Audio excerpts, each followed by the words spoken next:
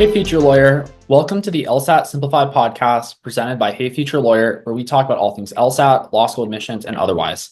If you want to check out our free LSAT course, go to heyfuturelawyer.com to sign up for a free account today. Alrighty, welcome back, everyone. So this is Madeline Jesson. I don't think you've been on the pod since maybe July, so it's been a very long time.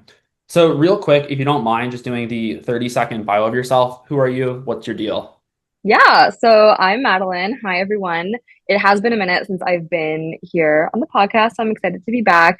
A little bit about me is I am originally from DC. I did my undergrad at Georgetown and kind of did things a little bit out of order. So I actually had my family right after graduation. I had two children, but in that time period, I took my LSAT. I took it in 2020 and have been tutoring since pretty much since then, since 2021. I am the poster child for taking all the gap years and maximizing that 5 year window of a valid LSAT score. And just recently applied to law school last cycle and have currently started my 1L year at University of Kentucky, where I live. Yeah, and for those of you that don't know, Madeline and I got to know each other through LSAT stuff. The world of LSAT is not always the most collaborative, I would say, just to put it mildly. But we met and got along, which is nice because that's not always how it goes. So you said you just started law school. Is it like 2 weeks in that you are filming in Yeah, September? I'm on my second week. We've had orientation week, and then last week was the first week of classes. So this is my second week of classes.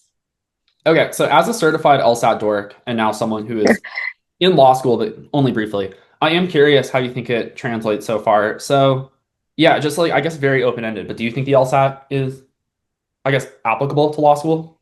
Yeah, and actually, I have never been more confident that it is applicable to law school now that I've experienced law school. I think you hear so often that, oh, the LSAT's not really relevant to law school or to being a lawyer. And perhaps there's an argument to be made that, law school itself is not maybe super relevant to the practice of law, that there's a little bit of a gap there. But at least for the study of law or in law school, I think the LSAT is super applicable, especially in terms of just the skills that the exam strengthens and ultimately tests. The ability, the most important one being the ability to read well, to read closely, to read well. You probably have heard that law school involves a lot of reading, and this can be a huge adjustment for 1L students. And I will say it can be substantial. The volume of reading is high, but I think that thanks to my experience with the LSAT, it's perfectly manageable. I feel like I'm able to comprehend pretty easily easily in a relative sense, what they're saying. You often hear people using their certain study aids, things like Quimby that people will subscribe to make the readings easier. I haven't felt any need to do any of that stuff. And again, it's week 2. So, we'll see if maybe I start to burn out a little bit more in the semester, but very applicable. And I have never felt more confident about that. Yeah, I don't have a lot of patience for people saying the LSAT is irrelevant. You hear it a lot, especially on the internet. Yeah. But Hmm. to me, it almost invariably comes down to I did not measure up well. So instead of blaming myself, I'm going to blame the ruler, which is the LSAT in this instance. I just, the LSAT fundamentally is a reading test and a logic test, with the reading really being the forefront of that. Because the logic is, I always get in hot water when I say this, but a smart fifth grader would understand the logic on the LSAT. It's not hard. It's just that they hide it behind very dense vocabulary, which, Yeah. I mean, do you run into a lot of weird vocab words or oddly constructed sentences in your cases, or is it fairly straightforward? I'm again nothing that is more difficult than anything that is on the LSAT. If anything, I think sometimes the LSAT is more absurd because I think something that's really valued in like legal writing is the idea of clarity and at times brevity, depending on the situation. So I would actually argue that sometimes LSAT text can be more dense, but it depends. Yeah, the LSAT's definitely poorly worded. I think intentionally.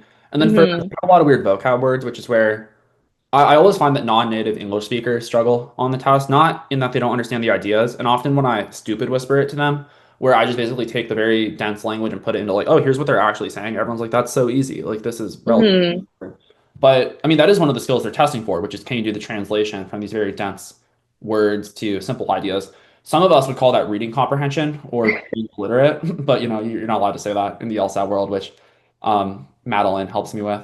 I'm I think I would say sometimes the biggest, I think, potential difficulty that I notice is sometimes, or a lot of times, the cases that we read are not from 2025. You know what I mean? A lot of cases, sometimes they're from the 19th century, a lot of stuff from the early 20th century. So 1910s, 1930s, 1950s. And so the way that they spoke and wrote, there's just the shift in language. And, I've read a lot of stuff like novels or things that are written in those time periods. So I personally feel pretty comfortable with that type of language, but that I think can be a little bit difficult sometimes. And the LSAT doesn't intentionally write in a way that's like mimicking those kind of older styles. But I think sometimes in their use of language and just more difficult words, I find that back then, back in those time periods, they tended to use more flowery language or more just descriptive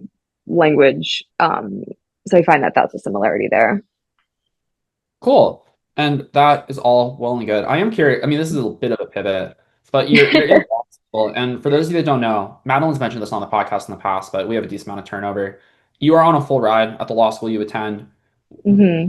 What do you attribute that to? Like, why was it that you were able to attend law school for freezies? Well, somewhat freezies. I don't know if you paid for books and parking and all that. What like nonsense? But yeah, how'd you do that? The LSAT. It's exclusively the LSAT score. I won't kid myself and pretend it's something else. And to give a little bit more context to anyone listening, I do not have a superstar GPA. My GPA from undergrad is 3.4, which if you've done any browsing on GPA medians for law schools, that is under the 25th percentile for most law schools, most any halfway decent law school, I would say, including UK where I go to. So it's just the LSAT. Yeah, it is funny. You always get the DMs from people and they're like, "Oh, I have a good GPA. I have a 3.6." And you're like, "Ooh, not in the Mm, field. You don't. Maybe for like your friends you do, but in law school." Yeah, and the yeah. LSAT is truly worth it. I just looked up. I wasn't sure if you wanted to share what law school you went to, but you did. So tuition at your school, you're a resident of the state, but had you paid tuition, you would have been paying them $75,000 for your 3 years, Hmm. which is really cheap Yeah. as far as law school goes. But even still, 75 grand is like you guys do So it's not. actually a little bit more, I think, because now I think it's 28 or high Oh, 27 per year. So I mean, that's not a huge difference, but that would be at least 80. I would, but yeah. still, yeah. And I mean, obviously, depending on how you finance it, because some people, if they have money or a partner or parent, you just pay for it. But if you Hmm. are paying loans for those, they were at, I believe, 8.5%, and they started accruing interest the day you took them out. So for those of you that were, well, I mean, good news for you, the government has saved you guys from yourselves. You're not going to be able to take out loans to these crappy law schools, and not that I'm calling your law school crappy, but like Cal Western, for example, will pick a punching bag.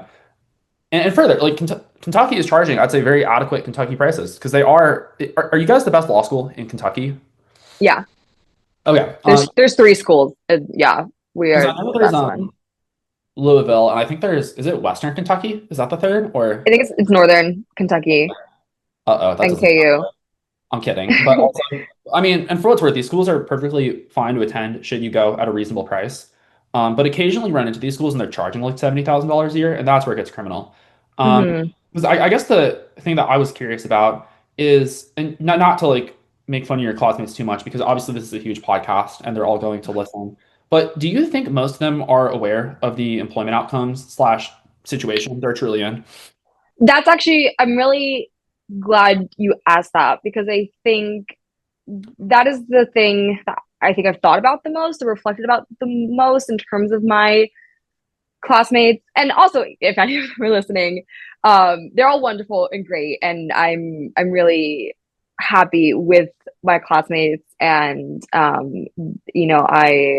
I'm happy to be classmates with all of them.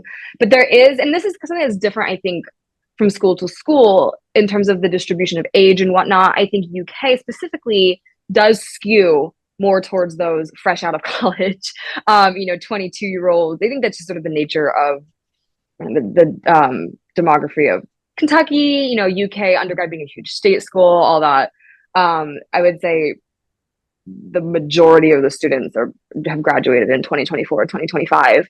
And I think because of that, I wouldn't be surprised if many of them have this perception or were told by maybe parents that, okay, in undergrad, what do you want to do when you graduate? Oh, I'm going to go to law school. This is going to be my one way ticket to my like stable, high income career. And maybe the stability aspect of that is not incorrect, but the high income aspect of that is definitely not guaranteed.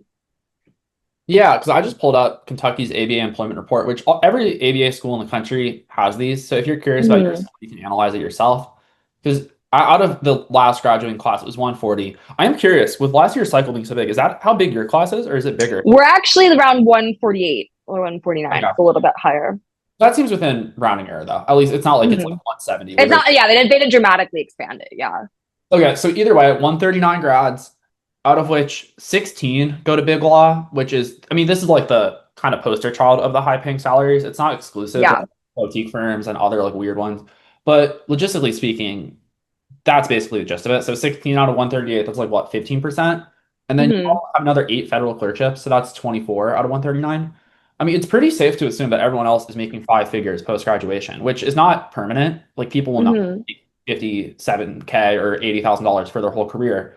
But if you told your classmates that 85% of them were not going to make 100K when they graduated, I'm sure that that would be that's not in the marketing materials on day one of orientation. And I'm Yeah, and I think that's the misconception. I think most of my peers are probably grounded into the reality that they're more likely to not go into big law. Like I think they're realistic about the realities of big law specifically, but I think there's more of a misconception that non-big law still is going to be pulling six figures out the gate. Yeah, and it certainly exists because I don't ever mean to be like the total Debbie Downer on these ones. And a legal career is not necessarily bad because if you, like, for example, they have 18 government positions, those can be fine. Like, if you go to the DA's office, you like the work and you work your way up, you're not going to make Mm-hmm. that forever. Like, you will, but you're never going to make 400K. Like, that's not a thing in Kentucky. Yeah. I don't even think that's a thing in like the high cost of living areas. Mm-hmm. Occasionally, you talk to folks who are very disconnected from reality. And further, it's like, I mean, looking at these other ones, because they send a ton to, it mostly looks like little firms, like 20 go to 1 to 10, 14 go to law firms of 11 to 25 lawyers. And then there's kind Mm-hmm. of a smattering from like 50 to 100-ish. And I mean, there's all sorts of ranges at those, but they're typically under 100K. They don't tend to be above that. So, like exceptions, sure, but even if we're generous and we round it up to like 20, 25%, which is incredibly aggressive given what I'm seeing, it's still 75% of the class that's making sub six figures post graduation. And this isn't a big Mm-hmm. deal because, like, for what's worth, 80, 90K is not a bad living if you have not buried yourself. Because for some of your classes, Mm-hmm. you're paying $50,000 in tuition with living costs. So that's maybe another 20,000 to live in Kentucky Yeah. and interest. Um, Although to be fair, it's only six people at Kentucky that pay the sticker price, which is amusing. Six, poor suckers. But that's where it gets bad because like the salaries aren't necessarily bad. You guys don't have to make 400K to have a profitable career. Yeah. But also, if you're going to put yourself $70,000 in debt per year, which you could at a school like this, and then you make 70K on the back end, you're just so beyond screwed. So not to interject and like hijack, but I often find that law students are unaware of the consequences. And what's hard is I think often a lot of people get their advice from law students, and I Yeah. don't necessarily view law students or even lawyers as often good source. I mean, they can be good sources, but so many of them just do not understand the game that's being played, and they'll Yeah. about it, which is always I don't know. I mean, you don't have to tie yourself to that shit, but from what I see, I often see people giving advice, and it's just like, oh my God, like that is negligible or negligible how wrong that is, but. Cool. And yeah, just so you said it skews younger, just I guess to estimate, when you look around the room, is it like over half KJDs or like 23, 24-year-olds? Or is it like what's the Yeah. Oh, easily, I would say. If not KJD, then like if not graduating in 2025, then they graduate in 2024, if that makes sense. Like maybe one gap year. There's definitely like there's some students who have taken you know, multiple gap years or who are in their late 20s, 30s, even older. But I would say it's probably if I had to put like a percentage to it, I would say at least 75% in my class graduated, maybe 70% graduated 2024, 2025. cool? That makes sense. And do Mm-hmm. you notice any differences? I mean, you don't have to like overly, well, I guess they're large groups, so this wouldn't apply to any one individual. But do you notice differences between the adults, or I guess work experience people versus the straight through college? I mean, the biggest difference, not necessarily in class or in the law school context. I think the biggest difference would be like external to law school in terms of like life stages. Like those who are older are more likely to have families or there's a decent amount of military vets in my class, I would say, who have military experience and are now in law school. When I say decent, I would say like 8 to 10, which is actually, I think, pretty substantial. Um, but versus like the 22-year-olds are just at a different life stage, in terms of like, oh, let's go to the bar, it's kind of things like that. I don't not want to generalize, it's not always like that. But in terms of law school and like the quality I see in class responses or things like that, I don't actually necessarily notice a huge difference. Yeah, that makes sense because they all went through the same admissions process. So Mm-hmm. I guess despite life stage, they should academically all be at least on par. Looking at the medians for Kentucky, and these are 2024, so I imagine they're a little bit higher in your class. But Mm-hmm. actually, speaking of that, did they tell you guys your numbers or is Yeah, Kentucky? they did actually at the first day of orientation. I don't remember the GPA one because that's not interesting to me. But the LSAT median I think was 159. So I don't know how that compares to last year. Yeah, that's up 1 point, which Okay. I guess tracks with an increase in applicants plus an increase in LSAT score. Um, Yeah. but yeah, 159. I mean, just to put it very bluntly, when I talk to a 159, I see someone who can read but is not precise. What like that's my like LSAT evaluation of someone who has the horsepower but just did not put effort in.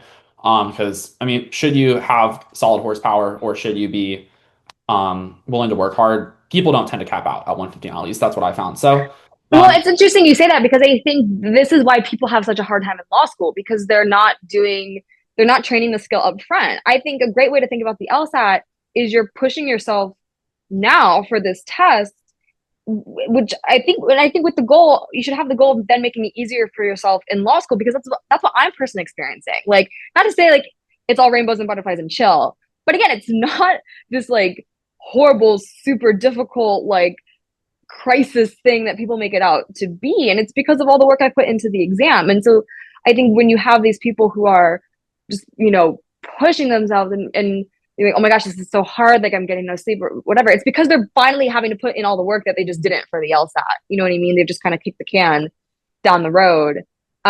Which is fine. You can choose to do that, but I think it's easier to put in the work for the LSAT. Um, and make it a little bit easier on yourself in school, in law school. yeah, because that's often where I get hung up on people that want to apply to law Mm-hmm. school, like a 151. Is it's just like, well, for one, there's the whole consequences of your LSAT score. Like set aside how Yeah. it is, but so you scored obviously a really good LSAT score, and that's why you're attending school for close to free. I mean, you might be paying something for like fees or whatnot, but you're not paying tuition to Kentucky. Yeah, And I have a stipend too, so it's not huge, but there's certain like costs are covered. So, do you think you're net positive on like books and transport and everything, or ooh, probably not. I probably out of pocket. Well, if I didn't have to buy a laptop, then yes. But because I bought a laptop, then no. and not to get um, too tacky on you, but what yeah. laptop you got? Is it one of those? I got a MacBook Air 13. Yeah, my old one was like 10 years old. And it honestly was still working fine. I probably could have used it. Especially because all my classes I handwrite notes that my professors don't like technology. So I probably could have gotten away with not getting one. But I think for exams you have to have it anyway, or like, you want to have one that's reliable. And again, mine's fine, but I just didn't want to take any chances. Well, also, 10 years, it's probably time to upgrade. It's probably time, yeah. So if I didn't buy the computer, then I would be positive. Cool. Yeah. Well, and that makes sense.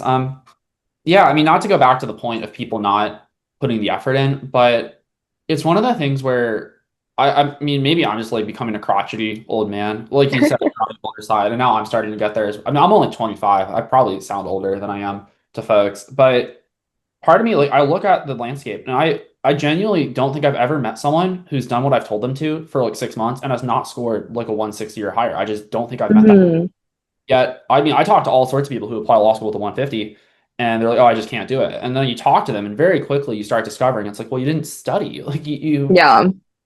you bought a book or like you took a practice test here or there, and then you got your score, which I get people don't take it serious, but it's so consequential in terms of your financial. Like people occasionally say I'm like fear mongering when I'm like this could affect your ability to buy a home one day, or like do you want to pay off your debt with your social security payments?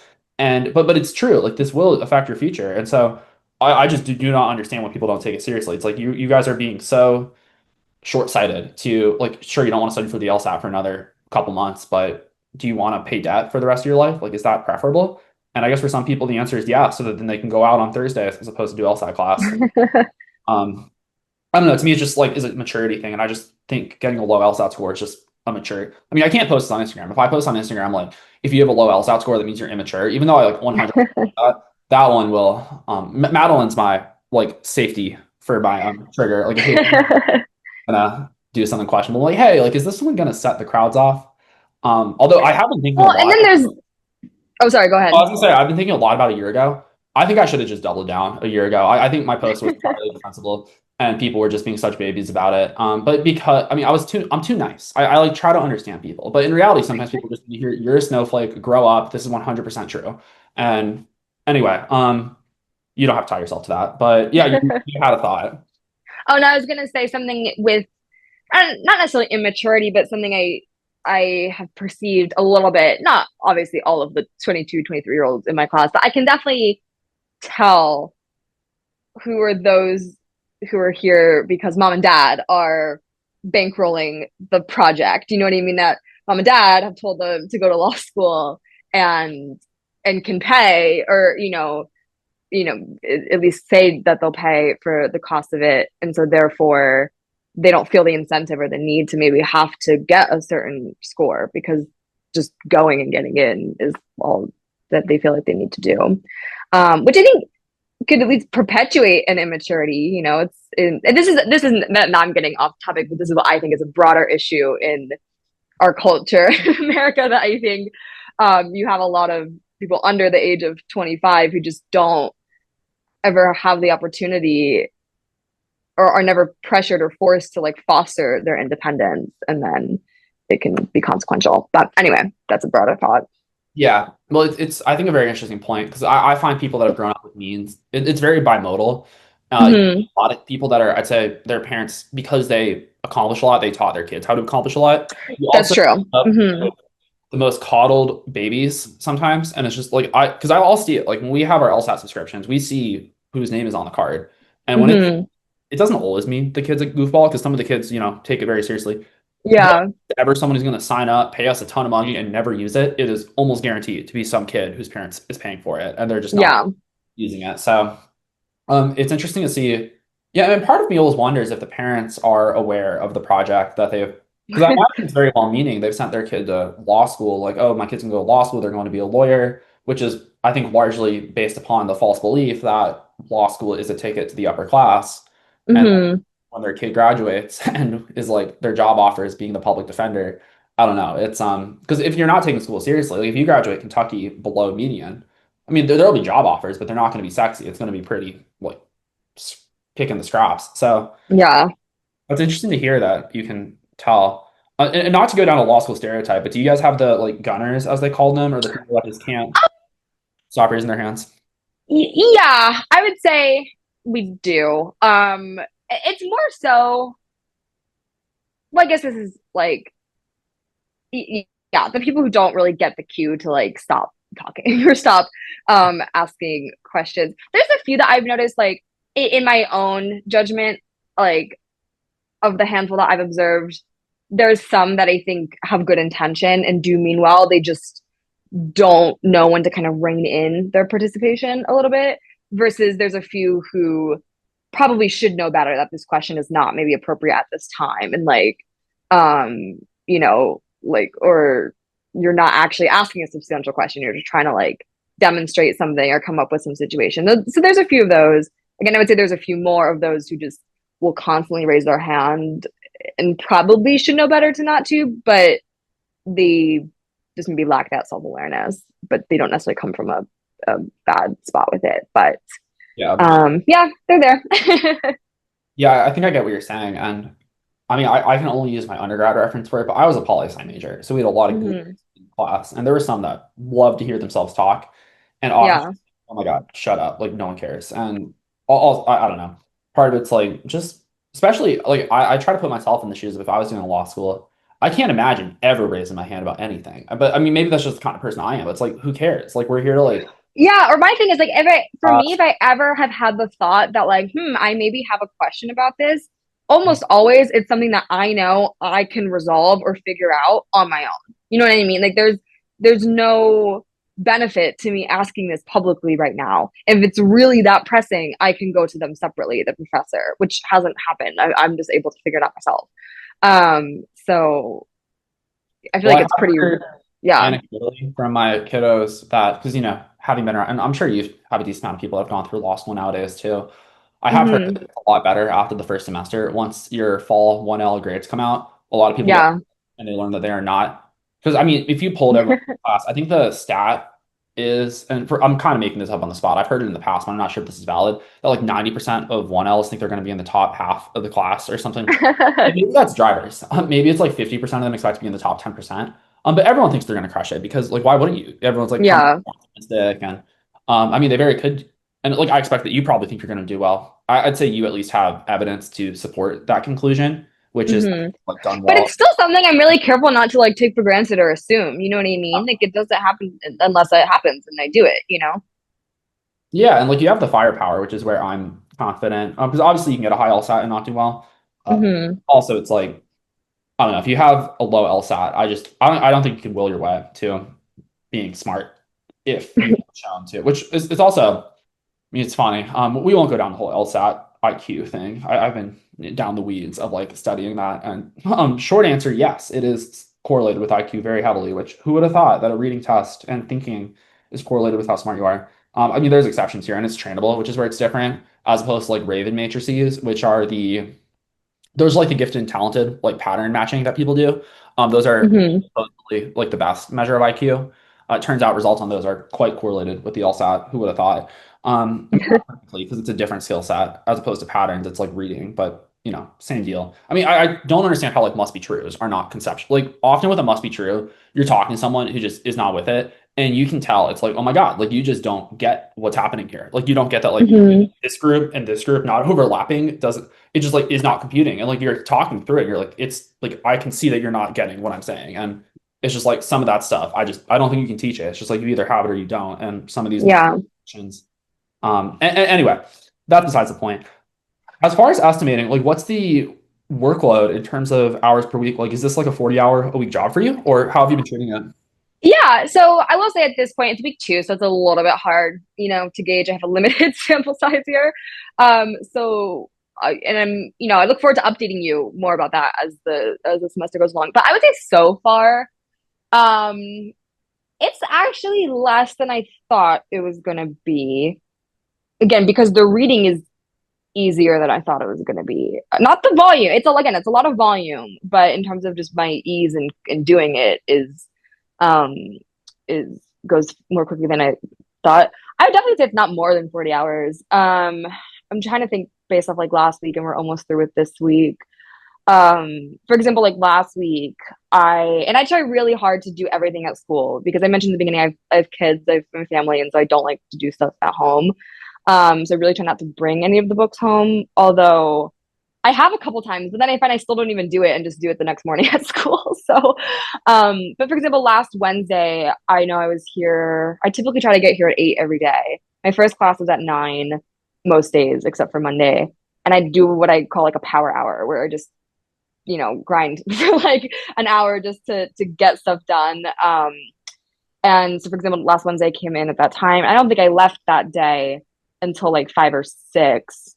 But I wasn't doing. I had 3 classes that day. I had 3 doctrinal classes. I also met with someone for LSAT stuff too, so I wasn't doing like studying all that time. But then by contrast, the next day was Thursday. I'm done. Today's Thursday as well. I'm done with class at um 11:45, and I think I left at like 2 or something, and was done for the day. I didn't do anything. Same thing with Friday. I think I was done at like 2:15 and left at like 2:30. But again, I get in at 8 every day, 8:15. Um, but and on the weekends, again, I haven't really figured out how much work and stuff I will do on the weekends. I think probably what I'll end up doing is like weekday or weekend mornings, do a little bit of reading for like an hour or two. Just like I wake up early anyway, so like before my kids wake up. But I don't really foresee having to do a lot of stuff outside of the typical like 8 to 4 average time frame. I would say that I'm here. Which again, not all that time is spent studying. I'm in class. I'm here on doing the podcast. Like it's, I have time to do that stuff too. So Yeah. and that wasn't a super like clear and cohesive answer, but it's you hear people like, oh, it's 60, 70 hours. I'm like, what are we doing with our hours? Like it kind of to me, I'm like, are we using this time particularly efficiently? Yeah, no, that brings up a really good point. There's some law, I can't remember what it's called. Oh, Parkinson's law, which is the idea that work expands to fill time. So if Yeah. you do a lot, 80 hours a week, I mean, you can end up working. But if you're just like, I have five, Yeah. I mean, I actually had this with the wedding, because for those of you that have been longtime listeners, I got married about a month and a half ago. And which is funny, that's how much turnover we have. We're like, 60 days later, everyone's gone. Anyway, the point is that I had so much I had to get done that week, and there's no time to like mess around. It's just like, oh my God, I need to get everything done. And so you just keep going, and next thing you know, like, how did I get so much done in 1 week? Like that was insane. So Yeah. I Well, kind of it's like if you allocate 7 to 7 a.m. all 7 days, like sure you'll fill it, but did you need to? yeah, and something people have told me, they're like, "Oh, like I don't get how you do it as like a mom of two kids." And like, I actually think it makes it easier because it's I've just known, I've for the past 7 years of being a parent, like if I want to do something, it has to get done in the time that I have available. So if I'm here, my kids are at school at preschool, and I know I'm going to have this hour of time to myself to do the reading, I'm going to do it. I'm not going to like, you know, goof around or whatever because it's either now or like never. I'm not going to get it done. So it kind of just forces me to actually just lock in and when I have the time, use it, do it, and then be done. Yeah, no, that makes total sense. And I mean, so often, I mean, I can just think of so many things that people say take so long. It's like it really doesn't though. I mean, just thinking back to school, people be like, "Oh, I studied 8 hours." It's like how? How do it's like there's just not that much content. I never did that much school. Like maybe an hour Yeah. per class at most. So like Hmm. at worst, that would be because I used to always take the maximum amount of credits in school just because like why not? You're paying for it. You may as well like get your money's worth. Um, and so I would take like, 7 classes. But even if you do an hour a day, that's 7 hours per day, which is like not even that much. It's just like, which I Hmm. mean, it sounds like a lot, but that's not even a work day. So it's just, and that's like at the absolute most, which it never was. So yeah, Hmm. not to get into, I do have a few LSAT things which are interesting to hit Yeah. on, just depending on how much time we have, because I think going for about like 20, 30 more minutes probably makes sense. Is the LSAT a bit of a non-topic? I've heard it's a bit of a faux pas to get mentioned, but has it come up at all in class? Or That's actually a great question. No, it does not get mentioned, and I do not talk about it, and I do not talk about the fact that I tutor the exam. I do not mention it to any of my score or anything to any of my classmates. No one asks about it either, so it's not like a situation where it would come up. I will say a few of my classmates have found me on TikTok and follow my TikTok. So they would know presumably that I've scored well on the exam, that I'm here on a full scholarship. Um, but no one has said anything weird or kind of I don't say snarky, but like anything about that. So we don't talk about it. And for my part, I too really am intentional and mindful about not seeing anyone through that lens or through that light either, you know? yeah, you're a better person than I am. I would be so. We're in class and someone asks a stupid question. I'd be like, how did you not understand that? Like, because I mean, one of the things that I've heard, and this could be totally wrong, as someone who's only briefly read cases of law and whatnot, and like given you have a relatively small sample in that you've only been in class for 2 weeks, I imagine Yeah. that was orientation and whatnot. But do conditions come up a decent amount? Like, does that emerge, or have you not seen that yet? Yeah, it does come up a lot, but they're never discussed explicitly in that way. That like, Mhm. okay, this is a sufficient condition, this is a necessary condition. Like you have to Um, read it and not like yeah, it's so funny. it's funny, I often think about things in that way, where it's like, oh, this like they're saying like in order. Actually, that's not right. It wouldn't be in order for it to be battery. Well, I guess it's actually kind of confusing because, for example, in torts, there's the tort of battery, right? And they frame it in the law, or like what's called the restatement, as like someone is liable for battery if, It has to be right? intentional. It That's has what to the be AI says. an intentional act that causes harm or offense. There's three elements to it: the intent, the act, and then like the harmful contact, essentially. That's interesting. But That intention. How do they define intention? Could negligence be intention? Like, they barely, it's a hot mess express how they define or don't define yeah. intent. It's a whole thing. That's what I'm learning. Like everything just like whatever. Like and it's interesting because the concept of intent has actually arisen in different classes of mind in kind of in different contexts. So like in criminal law, we've sort of started to talk about the idea of like mens rea or like intent to a crime, but it's different than how we discuss it in torts. And yeah, there's like sort of there's two ways we could define intent and towards, one being the kind of the explicit, like I want to, or I like intend to do this, or kind of a slightly softer metric of, do I have substantial certainty that this outcome would result?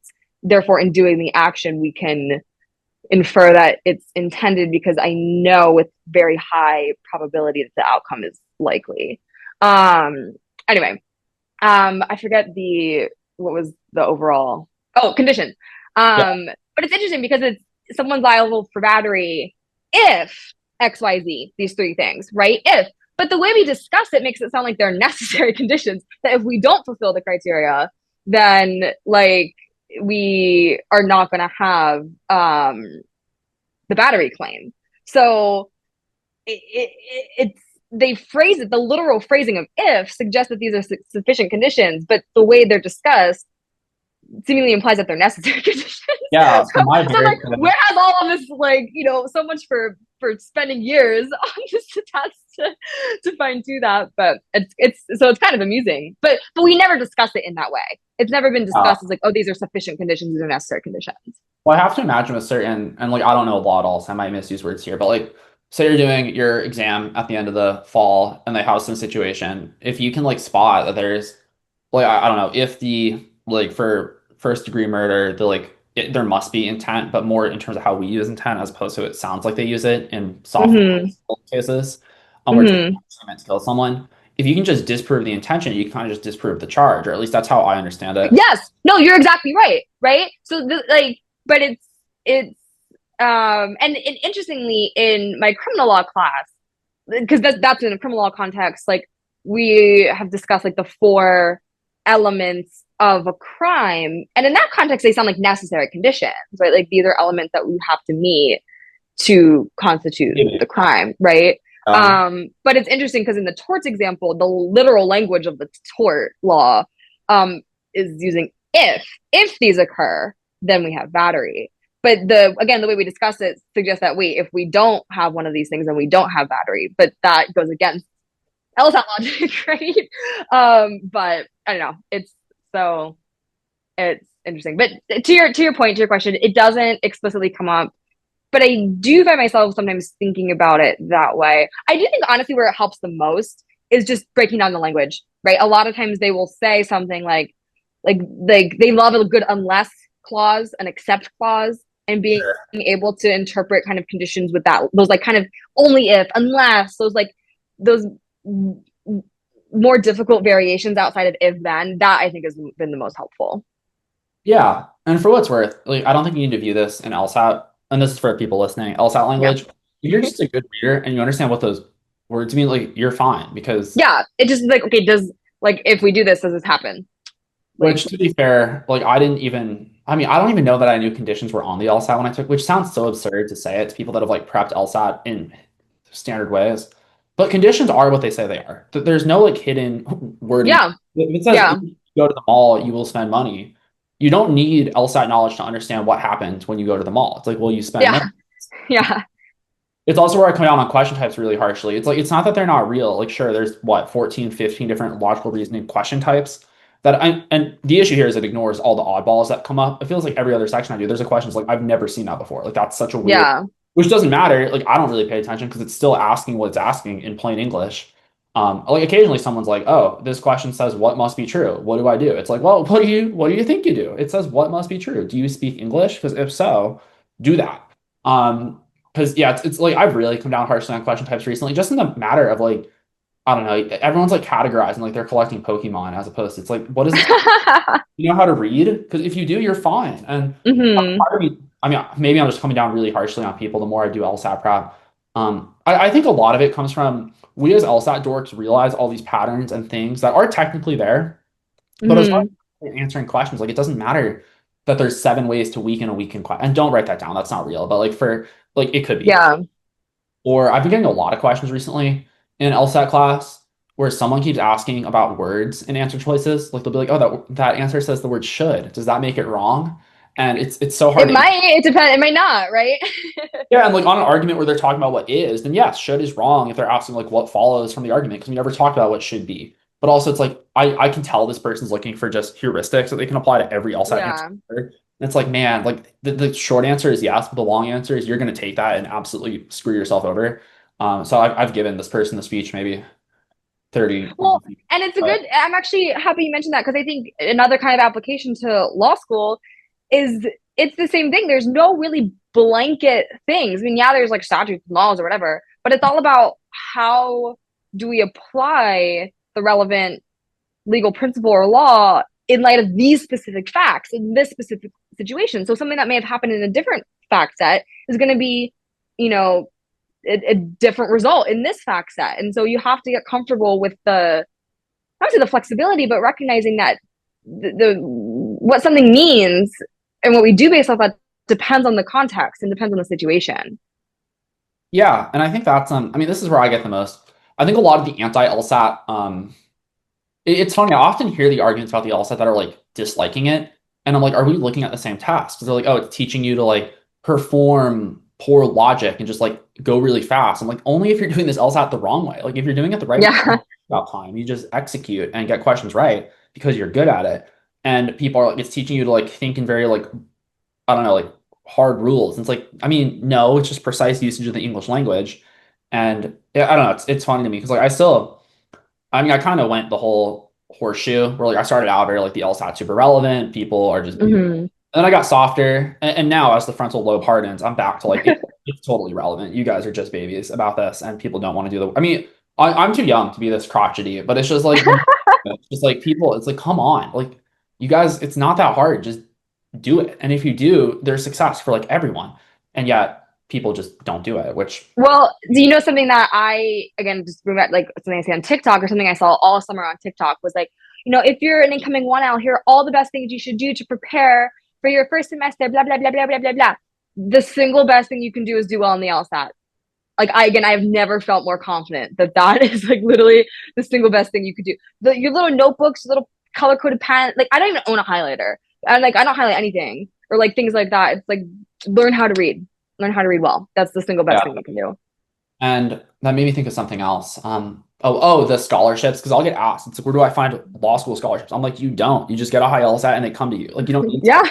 There's no database. I mean, there might be where you pick up $500 from like the local auto shop, but like, why would you do that? Just study for the LSAT and, save yourself 200. Well, I made a post yesterday about how studying for the LSAT is probably around $1,000 an hour. The assumptions for this is that one LSAT point is worth around $10,000 in scholarship, which is, I believe, a very defensible assumption. And then the other point was it will probably take you about, 10 hours per point, which I think is reasonable. And like that's $1,000 an hour right there. And sure, that's back of the envelope math. It's not 100% perfect, but it's also crazy because it's like people will just choose not to do that because it like Hmm. want to study on the weekends for an hour. It sounds shitty. I'd rather go to the pool, which is fine. But then these same people bitch about law school tuition. I'm like, you chose that. That was a choice. Like, why are you complaining? Yeah. It's fine, but like you. So, and then I got in a lot of hot water because I was arguing about, and I still argue this, that like the big beautiful bills law school changes are fantastic, and I'm so happy they happened, and it's gonna be such a cluster for the law. Like they're in such trouble because Cal Western's whole business model is predicated upon scamming half the class, and they can't do that. Hmm. The banks are, and you do not have to tie yourself to this because it's like my least popular take. This is like worse than accommodation. Um, But like Cal Western straight up will not exist without government funding because the banks are going to look at Cal Western and laugh. They're going to be like, we're not paying you. That's insane. Why would you give you guys $70,000? These kids are never going to pay it back. Hmm. Like I think a bunch of law schools are going to go out of business this coming year. Like they're just not even going to be able to have classes without the government funding, which Hmm. I don't know. Maybe it's bad for some people, and I can hear that. You don't have to tie yourself to this at all. Like this isn't something. Like I know this is very unpopular, especially in like the like I'm sure this is not popular at the law school, but I'm very happy. Like I think it's a great change. I think it's protecting people from themselves. I mean, it's like the Here's most. what I will say, because I've had people kind of reach out to me, kind of like asking for advice in terms of like, okay, like if I'm not able to take out like how can I go to law school if I can't take out $200,000 in loans? And the way I put it is that, and it's honestly hard for me to give advice because the way I put it is like I would never, like, bill or no bill, like forget any sort of political contact, anything. Yeah, As a decision of personal finance, I personally would never take out that much debt anyway. So to me, I'm like, it shouldn't matter if you can or not, because I can, but recognize that's personal. And, depending on the situation, maybe if it were Yale, but then again, you can get a private loan, yeah, pretty they're not. favorably, probably. Yeah, because that's the other thing is people are like, oh, people are now going to turn to like predatory private loans, which I mean can be true. Private loans can be predatory. They can be at higher interest Mhm. rates. But I think the presumption there is that the government loans are good. It's like, no, the government loans are 9% from day Well, one. and I tell people, because I had undergrad loans, I had about 55 grand, probably more, in undergrad loans that were all private. And I tell people that, and I had them and I paid them off. Like, and people are like, oh, And your like, rates were definitely better than, I mean, I won't ask what they were, but I'm sure they were better than like the well, 8%. okay, mine were actually variables, so which is shitty. That's scary. But they were between, I didn't have a choice in this. These were just like, my mom Also, did it and then was like, I'm here. guessing you signed when you were like 17 or 18. So like you signed up. Yeah. But they were between, it was actually, it varied between 4 and 11% max. For most of the loan term, they were about 6%.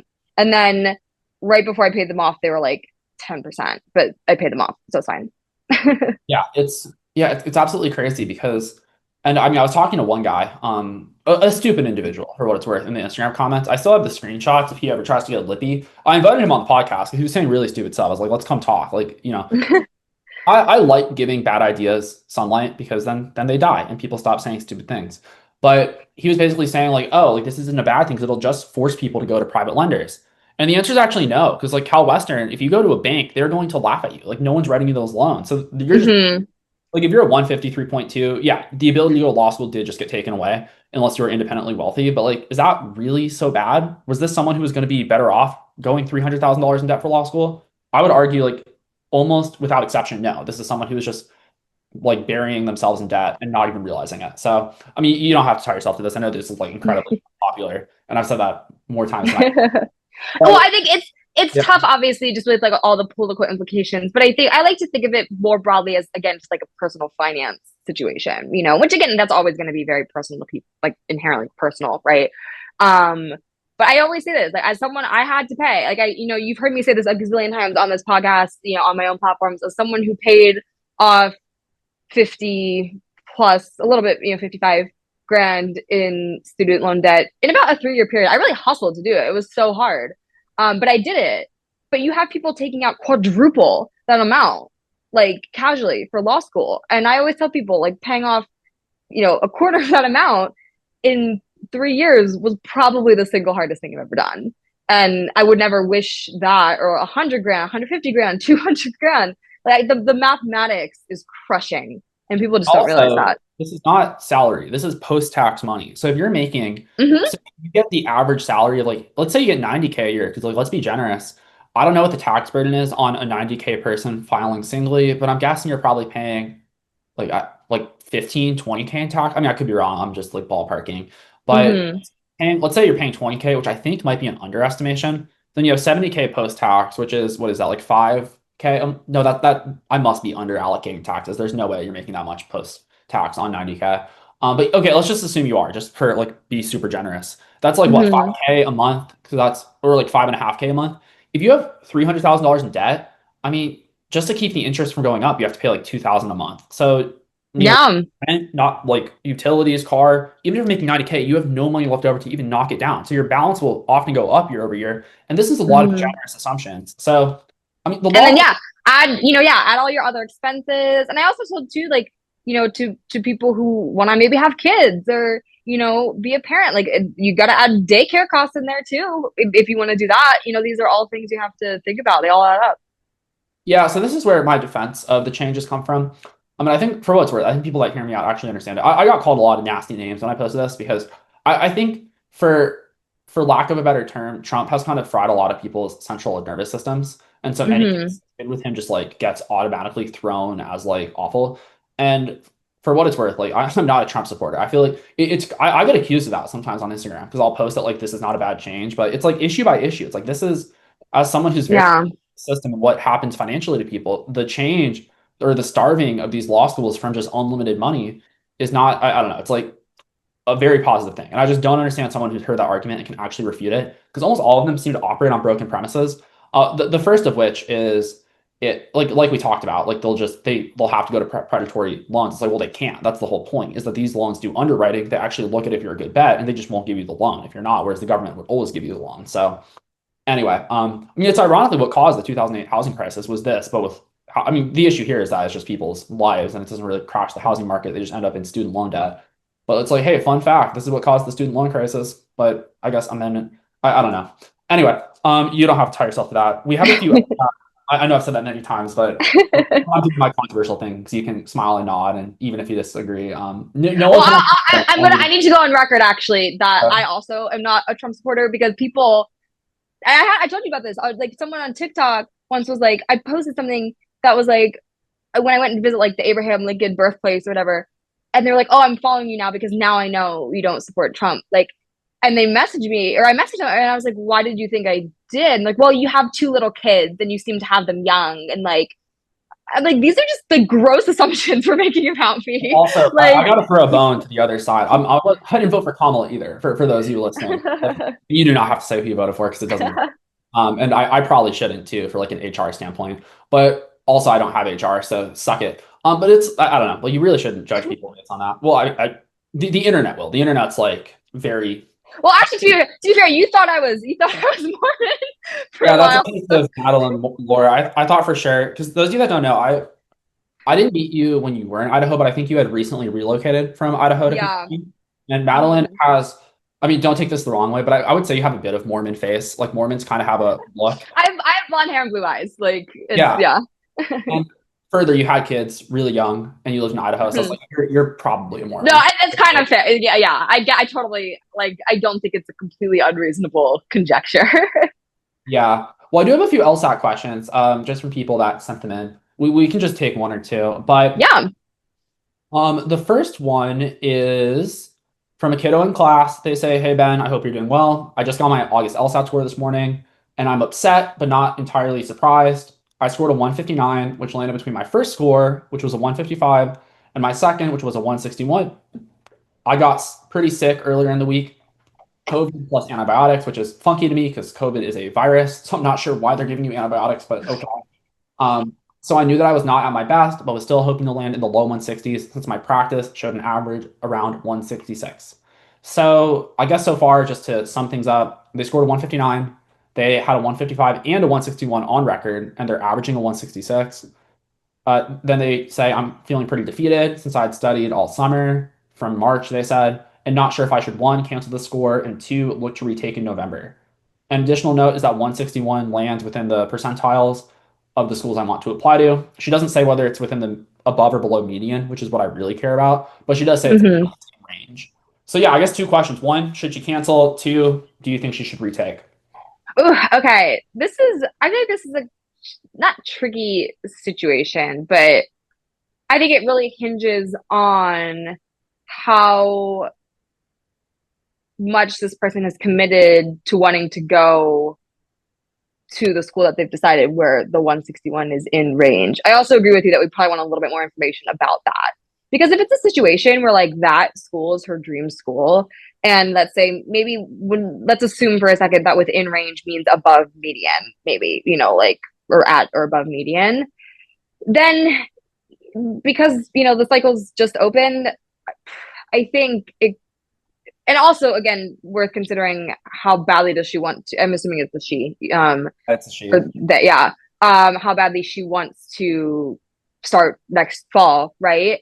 Then, if applying early with a score that is, let's say, at or above the median, that's an assumption I'm making because we don't quite know.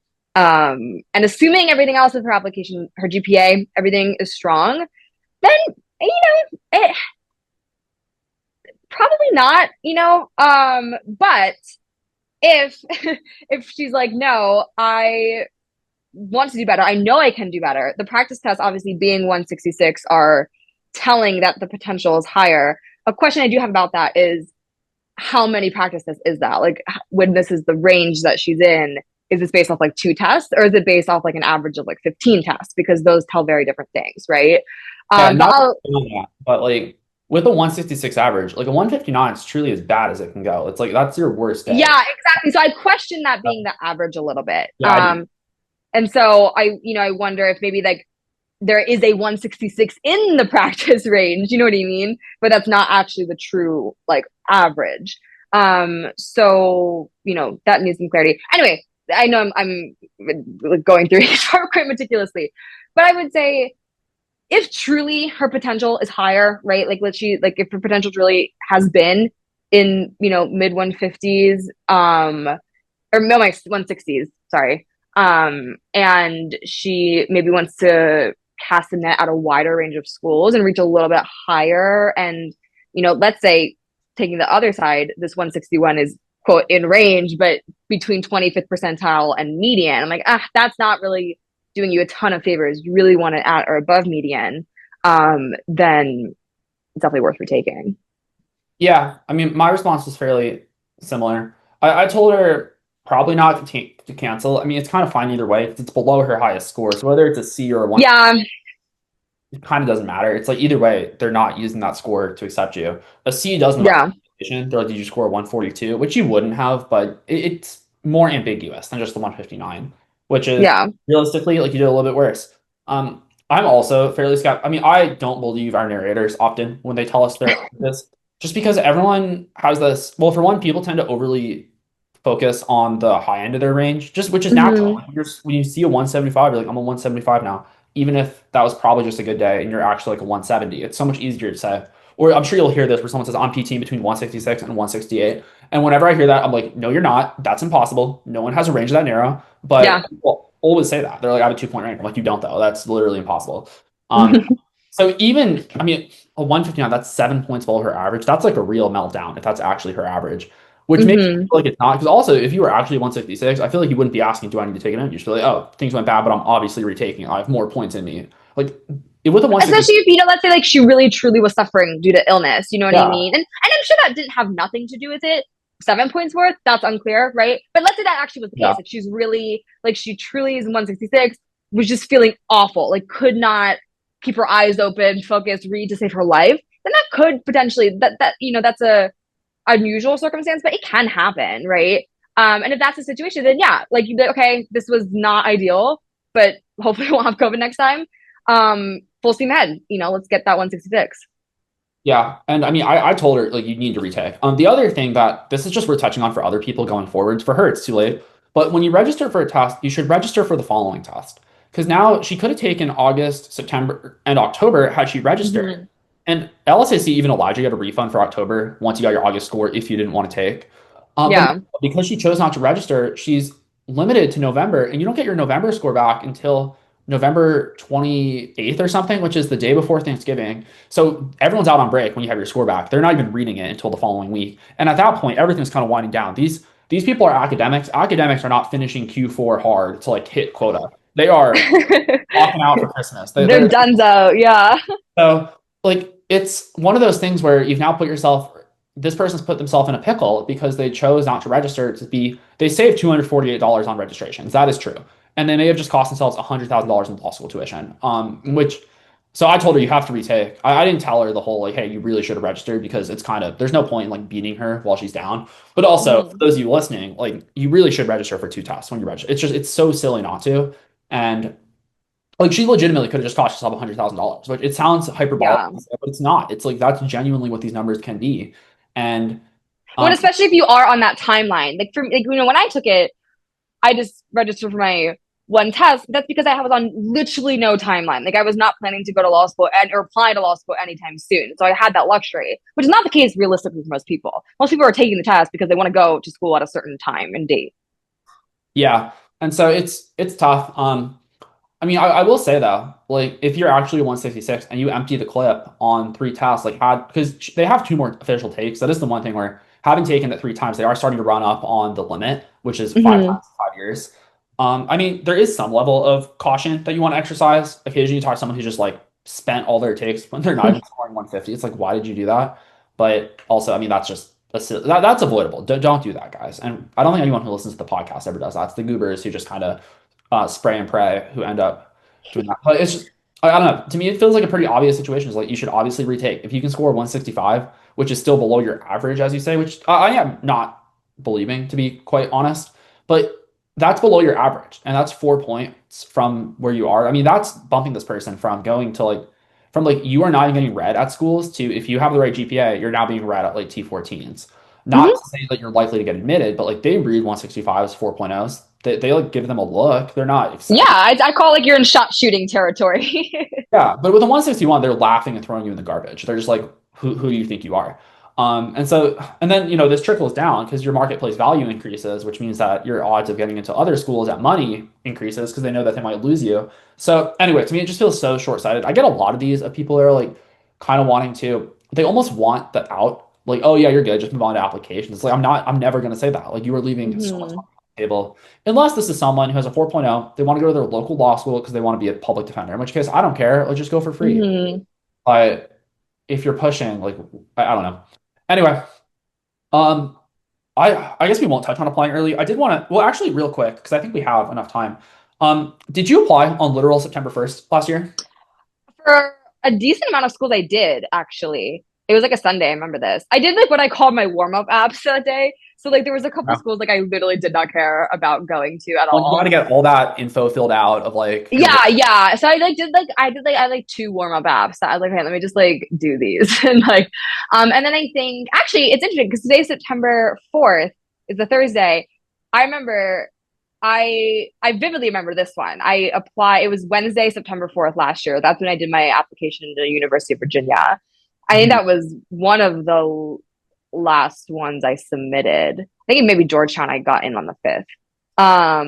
UK I couldn't do. They didn't open until the 15th. So obviously ones that open a little bit later, I just did later. But yeah, it was pretty like right away. And you got into, I mean, I won't do your whole recap, but you got into UVA. Did you get in, Hmm. you got into Georgetown as well, right? Uh, Yeah. Any other like notable like super selective schools, or were those the big ones? I think those are the big ones. I only applied to a couple other T14. I was waitlisted at Michigan and just rejected from Duke. Those are the only T14s I applied to. Um, Yeah, because I'm looking at their UVA's data right now. And the mhm, reason I bring this up is because right now there's a lot of buzz. Like applications are open. People listening to this have presumably not taken the LSAT. And there's a lot of buzz mhm, right now about why applying early is a bit of a myth. People, I mean, I don't know what the argument is. Like, do people think, because occasionally people say it's like fear mongering. It's like, oh, you're saying applying, like the whole idea that applying early helps is a myth. Make no sense. mhm, It obviously helps because what happened last year, there were 7,500, 170 plus LSAT scores. mhm. This is unprecedented. This has never been the case before. The year before, which was also the highest year, there were 5,000. And so they didn't know how many Madelines were going to be out there early in the cycle. Yeah. To apply to UVA, because I don't know. I mean, for Georgetown and UVA, did you hear back? Like, what, I know. I remember. It took me 8 days to get my acceptance for Virginia, so I was in by like September 13th. They all schools are different. They're known for going really quickly. Um, Georgetown, I think I there was like a stupid interview. Well, I don't say stupid. It was a great interview.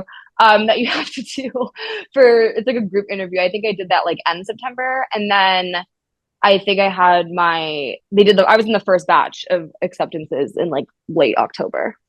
yeah. And so my point with this is the reason it matters is because it's a marketplace and early in the cycle, they have asymmetric information. They don't know what the cycle is going to be yet. So there are a lot of Mm-hmm. people that make mistakes. Not to say that admitting you was a mistake, but had they waited and had you No, apply. I mean, I'll be straight up. Like, if I had applied, maybe, Georgetown's a little bit different, but I think for Virginia, definitely. If I had applied, like, probably honestly after like maybe even mid September, but maybe at least after I would say definitely after October. if I had applied. I 100% would not have gotten it in. Like, I Yeah, feel and very I don't confident saying know that. when the cutoff is, what it looks like. But Yeah. that does change, and it has to do with they started like you had a lot of buying power. 170s are high LSAT score. Not you don't have a 170, but like a 17X.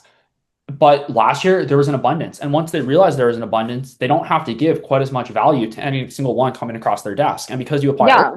they didn't know that yet. So they made a decision for you based on past data, which is that these are not as valuable. And so it's funny because that's it's called a myth. People try to like myth bust it all the time. Like, oh, actually applying early doesn't matter. It's just correlation causation. The people that apply early tend to be smarter and tend to have their shit together, which is true. But that's Yeah. the only reason. It's also because the law schools have a lack of information. And so they're making information without, or they're making decisions without quite as much information. And they aren't Hmm. incentivized to act quick because if UVA doesn't act, maybe Duke swoops in and gets you to commit to them. Because people do make decisions really early, which is stupid, but they do. Hmm.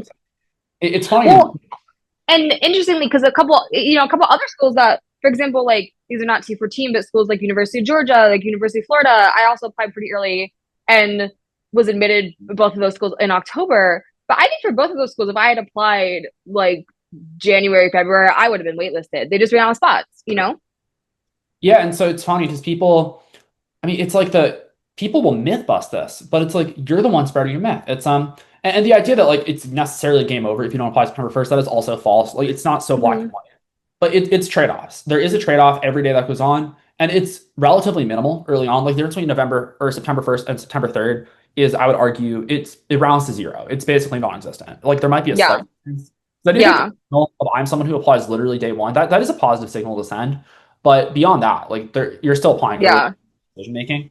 Um, but it's funny because you'll see well, one the law schools push this, but law schools are just not trustworthy sources of information. You will also hear people with you'll also hear it from admissions people, and it's like admissions advisors. And part of me is like, is this just done to drum up business or to make people with the bad plans feel? Because the other thing is, this is not a popular marketing point. Like for people occasionally attack me saying it's like fear mongering, and I do this to, like drum up business.